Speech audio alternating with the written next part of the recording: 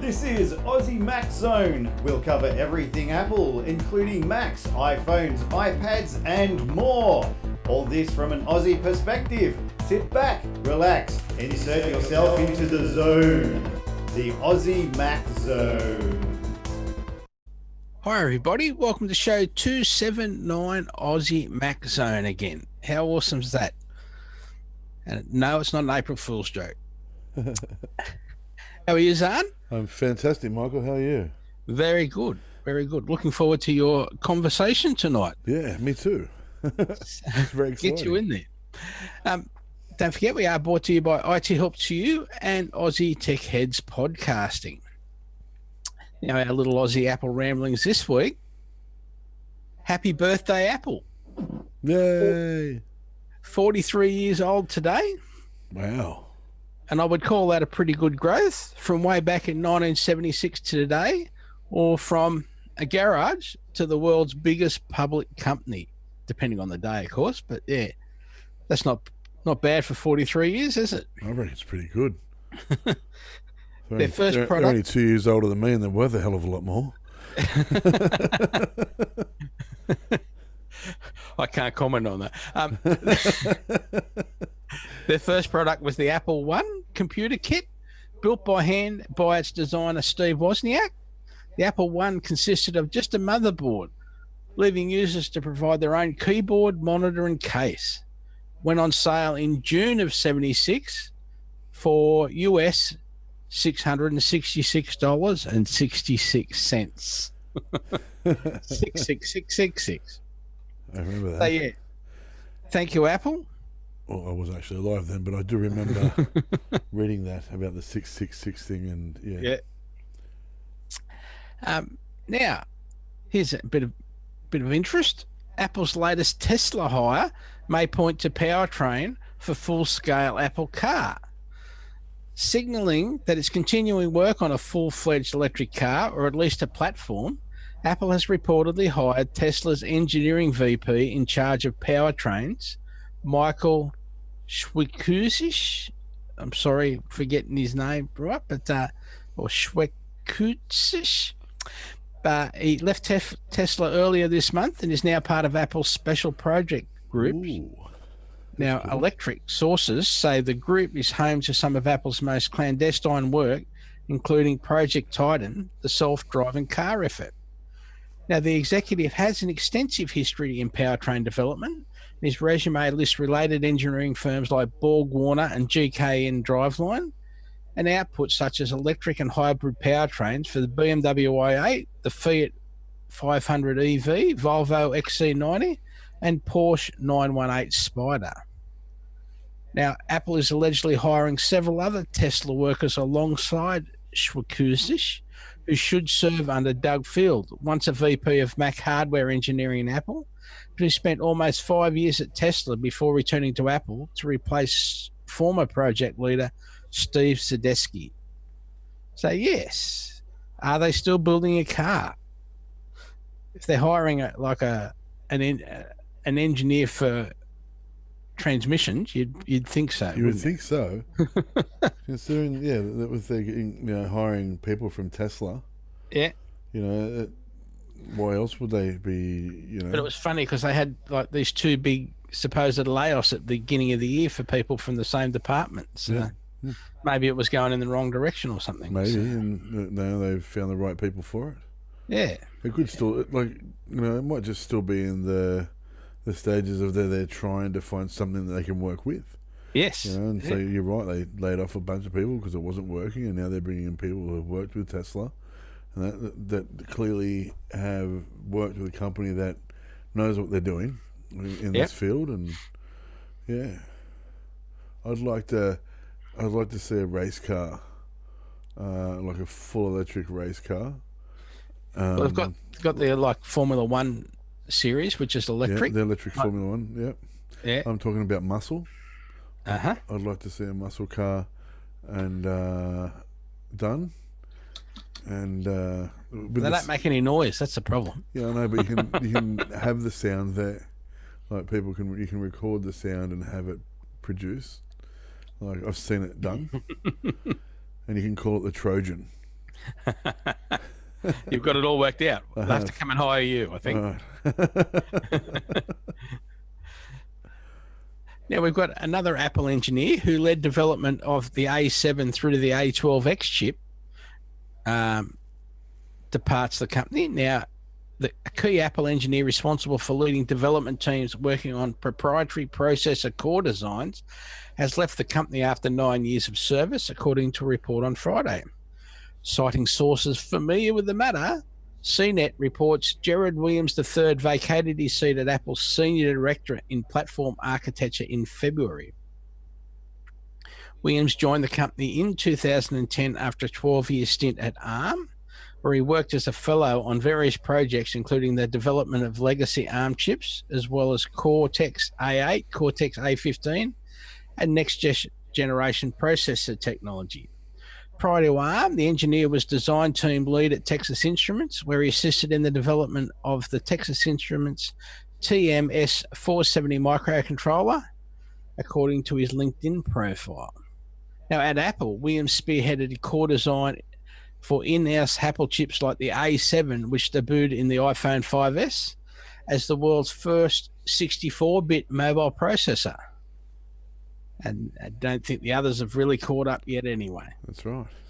So, yeah, he's done well, and he's probably very happy, and he's probably not hard up, and I reckon. he might be going out so he can race his electric car. We don't know. Yeah. So good on him, and I wish him well.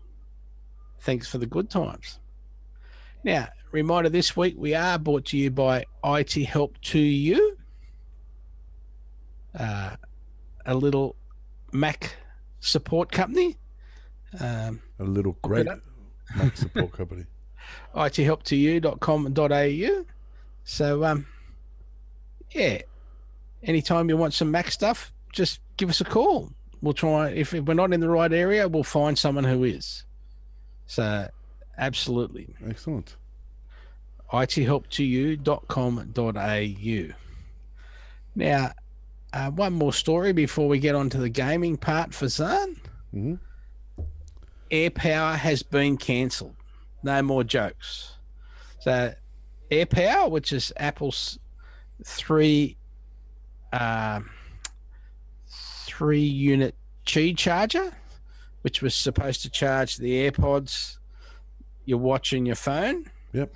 After much effort, quoting Apple, after much effort, we've concluded AirPower will not achieve our high standards, and we have cancelled the project. We apologise to those customers who were looking forward to this launch, and we continue to believe that the future is wireless and are committed to push the wireless experience forward. Now, sometimes Apple announces early to give developers extra time to get apps ready, like Intel Macs or the original iPad, but just to show their commitment to developers, like the 2013 Mac Pro or 2017 iMac Pro. And sometimes, just sometimes, Apple announces early to show their commitment not to a community, but to a technology, with a halo product meant to help push the industry forward. Like when they deleted the headphone jack but introduced AirPods. Oh yeah, when they added Qi standard inductive charging to the iPhone and introduced AirPower. It was meant to prove Apple wasn't just doing inductive charging as a Me Too move or as a gimmick, but was serious about the future being wireless and was willing to put their resources where their marketing was, using their control over everything from hardware to software to build something unprecedented, something, quote, unquote, only Apple could build. But due to quality challenges, and a lot of it is heat related, I believe. Yep. Yes, they have canned the AirPower. So, well, hopefully they can figure it out and they'll have it to us in a few years, I guess. Yeah, well, they'll give us something else, I'm sure. Yep. There are a couple of products around that will do three things as separate, different. You know, you've got to put your phone here, you've got to put your AirPods here, and you've got to put your watch here. Whereas Apple, it was supposedly didn't matter. But yes. So Zarn, you've got some stories about Apple Arcade, the games platform that they're introducing in spring of our time and fall of their time? I do actually, Michael. So, as I've talked about before, I enjoy gaming, and the design of gaming, comic books, all around. Sort of that area. I love it. I have done since I was a little kid. And so when we were talking about the arcade last week with the all new apps and things like that, I thought I'd go and have a look at what they've got to offer. Now, there's not a lot that anybody really knows yet because they're being very secretive. They've released sort of and showed a couple of games that will be offered. So what I've done is done the best I could research that they have, and I found a few games that I like. I'm going to be doing probably 3 games a week until they release more, I guess. Hopefully, fingers crossed, they release more by the time I get to the end of those, because otherwise we're screwed. So first one I'm going to talk about is called Beyond a Steel Sky. It's a sequel to the 1994 game Beneath a Steel Sky. It's a puzzler game, and you're fighting AI and that sort of stuff. But my favourite part of this is that the artwork and that sort of stuff has been done by Dave Given, who's worked with 2000 AD and Watchmen, of that calibre. He's a great artist, a great comic book artist. And so I watched some videos the last few days about the game and had a look at the graphics and how it flowed, or as much as I could see, because they're really not releasing a lot. And it looks fantastic. And I'm guessing a reason I'm saying this is because this is going to be a subscription-based service. And if you're going into a subscription-based service and you're only getting mobile-style games and stuff like that, then why would you subscribe? And I'm guessing this is the reason, because these games are stunning. They do offer a level of gaming which it does compare, isn't exactly what the consoles are offering, but does compare to that. My second game is But it does let you play it on the train, and then when you get home. That's right, play it on your computer or on your television. Yeah. Yeah. And that's what was the name of that first game, Buck? The first game is called Beyond a Steel Sky. Beyond a Steel Sky. Yep. Yeah. My second game is Fantasian. Yeah. Again, the reason I'm picking this is because it's from the creator of Final Fantasy. Here I go, ready? Hironobu Sakaguchi is his name. Very well. I hope I got that right.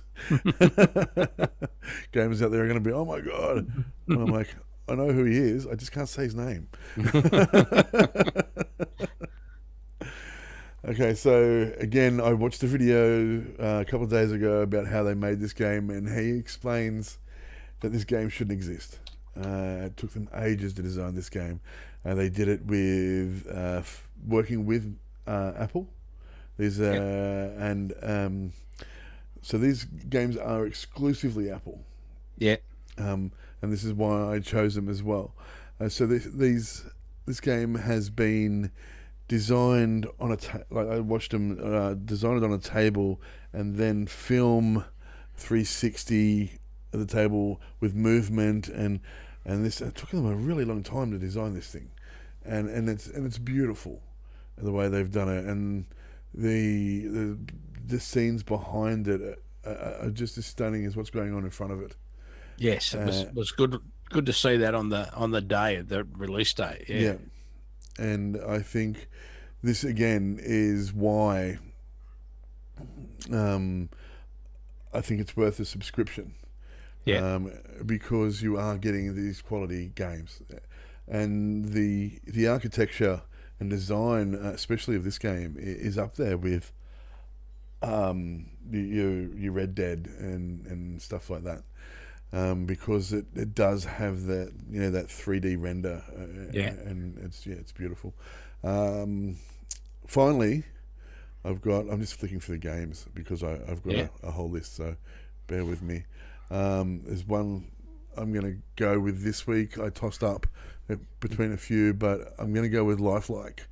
And that's because it says, and I quote, "I'm not aware of another game that uses swarm behavior as its main game mechanic."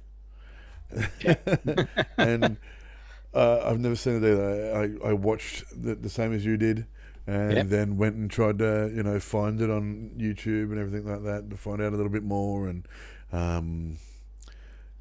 the game again, all three of these games are stunning, and they look like something that I would play.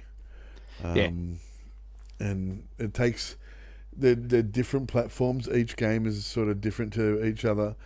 But I do like that. How to explain this one?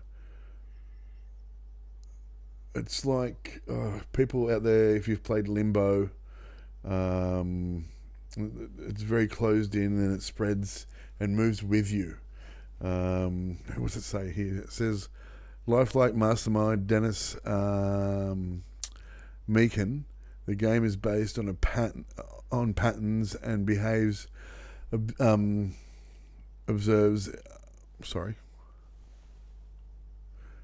patterns and behaviors are observed in nature, like fish, birds, microbes, and stuff like that. And so that's the flow of the game. And like I said, there's nothing like it. It's really beautiful. Yeah. And I think it's worth it. So they're the three games I'm going to talk about this week, and next week we'll do three more. So the big question that obviously no one has an answer to yet. So what do you think it's going to be? It's going to be probably $9.99 a month American. So that's about what, 13. Depends on the week. $13-14 Australian. Plus tax, so that's $15 Australian. A month. I would say it'd cost about the same as Netflix. You got to think. So what they've done. This is what the fantastic part about this is. So you subscribe, okay, and it's a monthly subscription, but you're not playing alone because you're allowed to have 6 of your family with you. So they can use that same subscription. So I'm guessing with being able to use that same subscription, there's going to be an interactive side to that. Well, I'm hoping. I can't say there is because I don't know. But I'm hoping there's going to be an interactive side to that where everyone can play together, which would be fantastic. If you could get your family together, headsets on, and you're all playing this game, what was it again? Sorry guys. I'm chatting away and I'm forgetting names. Fantasian, stuff like that. If there's more than one of you and you go through, I'm guessing again that it would be Final Fantasy-esque. And so you get into big battles and everything's beautiful and explodes and there's colours and all that sort of stuff. It'd be great to be played with other people, and if you had 6 other people on your subscription that could play together, then that'd be great. And it'd be good for battle royale style games, like stuff like Nintendo does. So you got your battle royales with Nintendo and things like that. If you could have 6 people on your subscription, and you could all do battle royale, which would be great. Which I will talk about more next week because there is a game that seems to offer something like that. And so, but I don't want to give too much away because, again, I'm going to talk about that next week. No worries. Excellent. Well done. Thank you. Thank you. All right, back to you, Michael. Now, Shortcuts 2.2 brings new Apple Notes actions, travel time enhancements. Now, Shortcuts 2.2, the second major update to Apple's automation app following October's 2.1 release. The new version of Shortcuts, which has been available to developers for testing via test flight for several weeks now, brings a variety of smaller refinements and bug fixes, but more importantly, it extends Shortcuts integration with one of Apple's most popular built-in apps, Notes.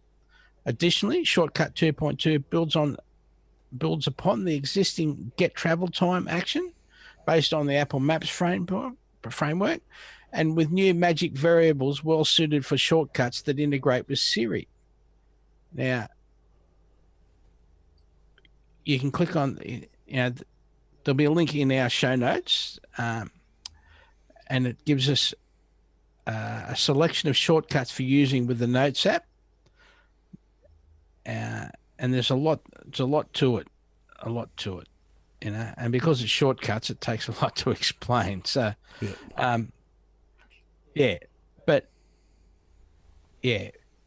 full integration with Notes, being able to amend a note, or not just create a note, but amend that particular note, make changes to it, etc. It's just pretty spectacular. Or you can say, you can make a shortcut that you can tap on, choose the note, and then go in and make it. It's just very, very, very clever the way they're doing it.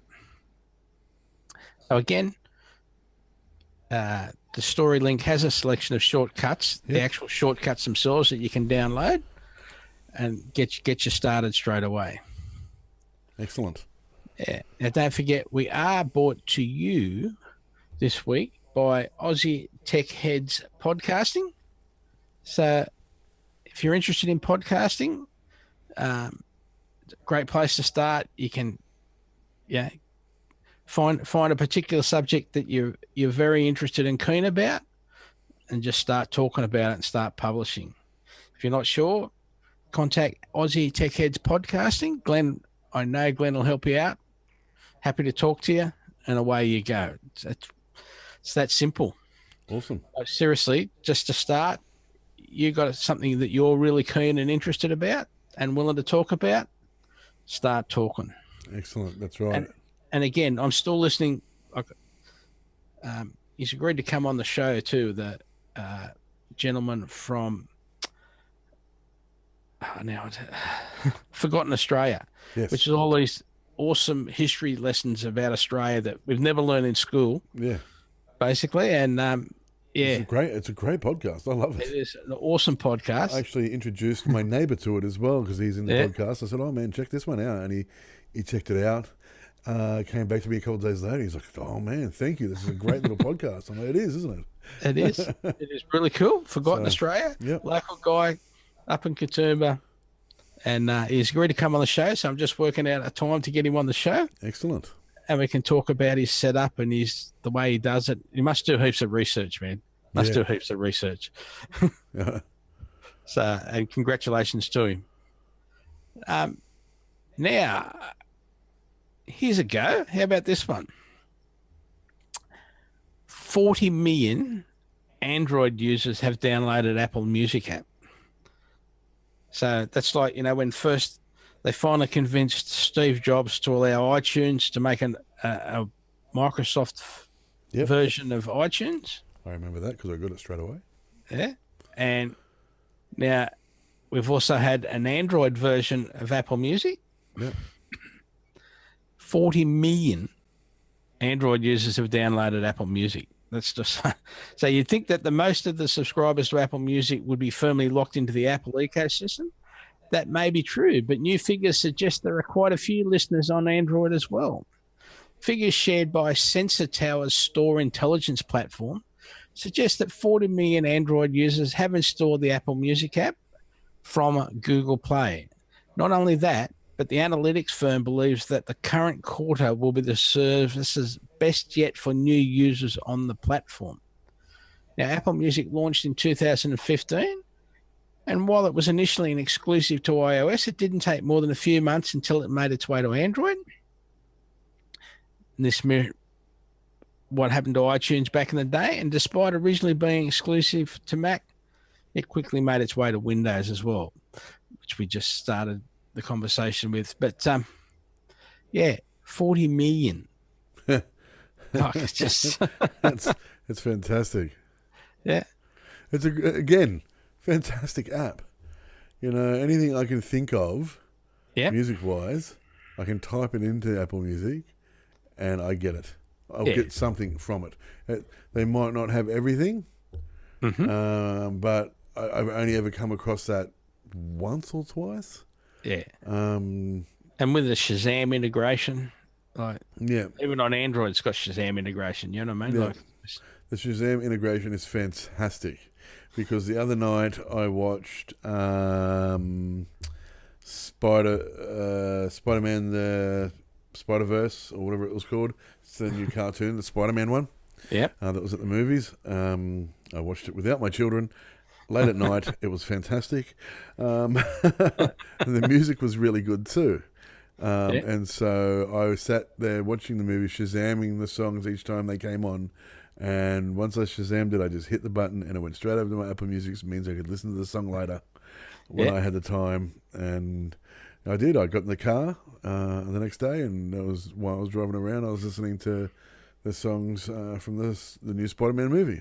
Excellent. Yeah. Excellent. See, and that's technology on the good side. Yep. Yep. Which reminds me, I saw an ad tonight for the Australian government has released like a thing for parents so they can talk to their kids about e-safety. Yes. Yeah, how to begin the conversation, what to talk about, that sort of thing. You download it from the government. It might even be eSafety.gov.au, you know. But yeah, that's a good idea, and it's certainly worth talking about. Yep. Right. What we can post, what we couldn't post, what we shouldn't post, Yep. why we shouldn't post it. Yeah, very, very challenging. Another thing, talking about movies, is Karen and I watched Bohemian Rhapsody the other day on Apple TV. Oh, see, I haven't seen it yet. I feel ashamed that I haven't seen it because I am a huge Queen fan. Yep. And it was fantastic. I haven't seen it. I really want to see it. Actually, now you've said that, I might watch it when I get home. two and a quarter hours. Oh, wow. 2.25 hours. Fantastic. Because there's a couple of different versions, but one of the versions is the so I'm old and forget the what was the music festival to raise money for? Oh, yes. So there's a Wimbledon Live Aid. The Live Aid concert version. Yep. Yeah, was it live? Yeah. Yep. Yeah. So, and I think that's like 20 minutes longer than the ordinary version, for example, because they show all of that whole Queen segment, Yeah. And it was awesome. Yeah. And Live Aid was. They had that on sale at JB the other day. Yeah. I seen that and I'm like, ooh. They, Bob Geldof was trying to raise, they wanted to raise $1 million or £1 million, and they raised £1 million just while Queen was on. Yep. And they were lucky to get Queen and blah, blah, blah. I won't go into this, won't ruin the story, but it was awesome. Well, if you like Queen, awesome. And they say that Remy did a fantastic job as Freddie as well, which is excellent. I can't wait to see it. Actually, I was spewing I missed it at the movies, so yeah, I'll definitely have to get on top of that. Yeah. Gmail for iOS adding customizable swipe actions to quickly delete, snooze, and more. In February, the Google Material theme revamp began rolling out to Gmail for iOS. It brought the stark white design, a new account switcher, and Destiny preferences. However, it still lacked the ability to customize swipe actions. Pardon me, with that feature finally rolling out this week. The option first debuted on Android last June, with Google now expanding the ability to customize what happens when users swipe on an email from the main inbox view. At the moment, swiping either direction will archive a message. An upcoming update will let users select archive, trash, mark as read or unread, snooze, or move to. The left and right action can be set independently, though they can also be identical to one another. On Android, there is an option to set a swipe to none for those that are prone to accidentally swiping away conversations. Been guilty of that myself. I have also been guilty of that. But most of that is available on the Apple app. You have been able to swipe, but therefore It's not quite the same as using the Google app for Gmail. Yep. Now, besides an icon, each action is accompanied by a different color to help quickly differentiate and confirm what you're doing. Some actions are applied immediately, while others, like snoozing, opens a prompt to specify the time, and moving opens your list of Gmail folders. So snoozing is like, bring this back in a week, things like that. Yep. Yeah. So now another big update this week.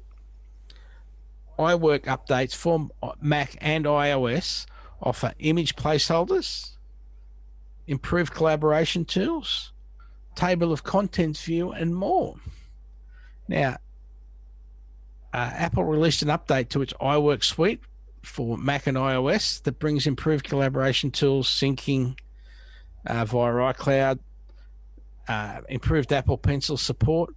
The latest updates for Pages and Numbers and Keynote are available from the App Store, the Mac App Store, and the iOS App Store, along with a new mix of new features.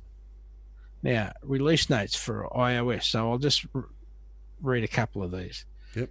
Use the new table of contents view to easily navigate your document or book. Insert a table of contents onto a page in a word processing document, or save custom shapes for use in other documents and access them on any device using iCloud. Numbers, make precise changes to table, row, and column counts and sizes with the format pane. Performance and usability improvements to smart categories, and save custom shapes for use in other spreadsheets on any device using iCloud. Keynote, draw a path with your finger or Apple Pencil to animate an object across the slide. Add emphasis to presentations with action build effects, including move, rotate, and scale. Or create and share an animated GIF by exporting one or more slides. And here are some release notes for Mac's iWork update. Insert table of contents and add a group objects while collaborating. Improve performance while collaborating on a document. Numbers, performance and usability in smart categories. Enhancements to Excel and comma separated value file import. Keynote, edit grouped objects while collaborating, or support for vertical text in shapes and text boxes in Chinese, Japanese, and Korean languages. Like, you've got to get in and use Keynote. Like, it's just amazing. More and more things, like slides with custom wider aspect ratios now display better in Slide Navigator. White table, a presenter display. Create image placeholders, so when you replace the image without affecting the format of the slide. So you can just draw a box and say, like, call it a holder until you actually get around to knowing which 40 pictures you decide to put in there. Yep. Just little things like that. It's amazing how good Keynote is. So, we got anything else, my friend? What else did I have? I did have something. I forgot. Look, where was I?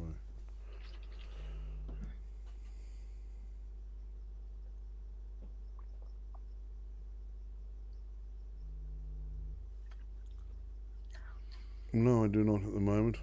No. I'll get back to you. I'll make sure I've got it next week. And we might even try, instead of using notes to collaborate next week, we might change to Pages and see if it makes it any easier. Is my phone compatible? I'll have a look. Now, I really need a new phone. The show promotion. Don't forget the show notes link each week on show upload. The link being Aussie-Mac-Zone-episode-279, of course. And there you'll find the last 5 weeks' show notes.